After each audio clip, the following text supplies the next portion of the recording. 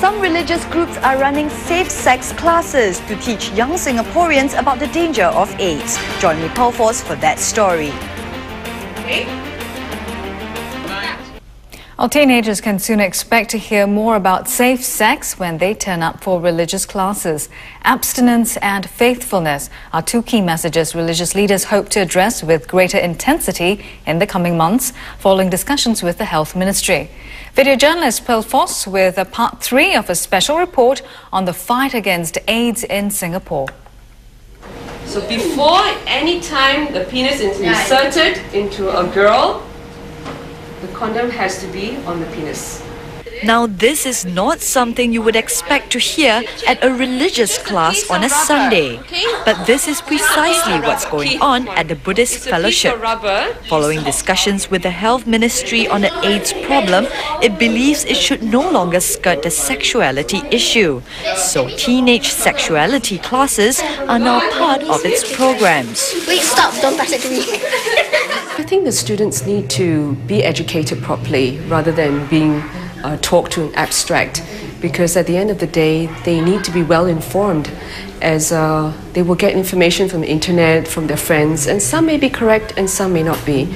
So it's best to be explicit so that it opens up the opportunity as well for them to be able to ask questions.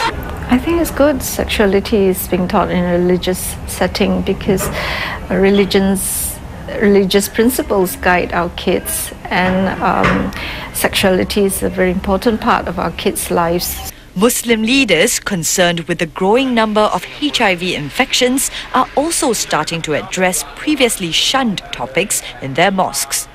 For the Muslim public, our key message is, of course, abstinence from casual sex, and also, of course, being faithful to, one's spouse.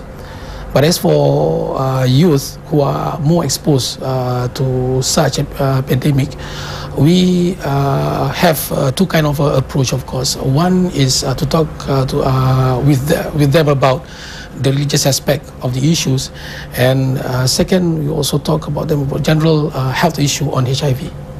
But while some faiths consider the discussions on the spread of AIDS appropriate, others take a different view.